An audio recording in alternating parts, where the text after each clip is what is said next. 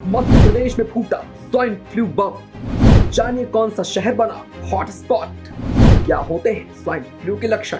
मध्य प्रदेश में जैसे जैसे मानसून जा रहा है वैसे वैसे तमाम बीमारियों का संक्रमण लोगों को अपनी चपेट में ले रहा है।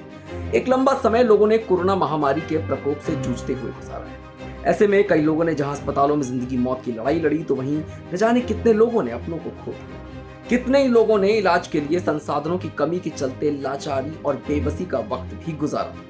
अब जाकर एक ऐसा समय आया जब देश के तमाम राज्यों में कोरोना की मार से लोगों के पीड़ित होने के मामले लगभग थम चुके हैं। लेकिन बरसात के चलते अब कई नई बीमारियों ने जनता, सरकार और स्वास्थ्य महकमे के लिए चिंता की लकीरों को बहुत बढ़ा दिया है। इस वक्त पूरे मध्य प्रदेश में स्वाइन फ्लू का प्रकोप फैला हुआ है। जी हाँ, ये वही बीमारी जो सुअरों से फैलती है और इसकी चपेट में आने वालों को करीब करीब उन्हीं समस्याओं का सामना करना पड़ता है जो कोरोना मरीज को होती है, जैसे कि खांसी, जुकाम, बदन दर्द और तेज बुखार। ये बीमारी इतनी खतरनाक होती है कि अगर इसके संक्रमण की चपेट में आए हुए मरीज को सही समय पर इलाज न मिले तो उसकी मौत भी हो सकती है।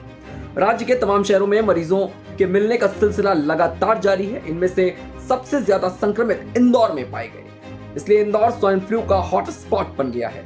इसके अलावा डेंगू और वायरल फीवर के मरीज भी अस्पताल में देखने को मिल रहे हैं। चलिए अब आपको बताते हैं कि स्वाइन फ्लू के मध्य प्रदेश में ताजा आंकड़े क्या हैं। उनके चलते स्वास्थ्य विभाग को एडवाइजरी तक जारी करनी पड़ गई। मध्य प्रदेश में एक महीने में स्वाइन फ्लू के 40 मरीज मिले हैं। 31 जुलाई तक प्रदेश भर में स्वाइन फ्लू के सिर्फ 5 मरीज मिले थे, जबकि केवल 1 मौत हुई थी। लेकिन बीते 39 दिनों में ये संख्या बढ़कर 50 पहुंच गई।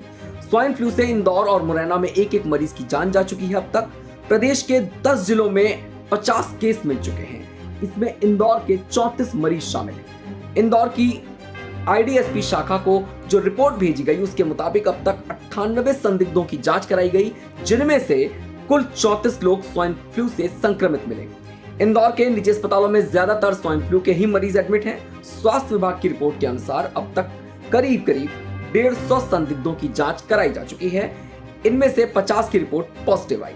इंदौर में 34, भोपाल में 7, नर्मदापुरम में 2 और ग्वालियर, सागर, सीहोर, विदिशा, जबलपुर, राजगढ़ में एक पॉजिटिव मरीज मिला है। Regional institute of respiratory diseases Bhopal के एसोसिएट प्रोफेसर डॉक्टर पराग शर्मा बताते हैं कि वैसे तो कोरोना हो या स्वाइन फ्लू, दोनों के लक्षणों में बस मामूली सा अंतर है। मास्क इन दोनों बीमारियों से बचाव का सबसे अच्छा तरीका है, इसलिए ज्यादा से ज्यादा अपने मुंह को ढक कर रखें।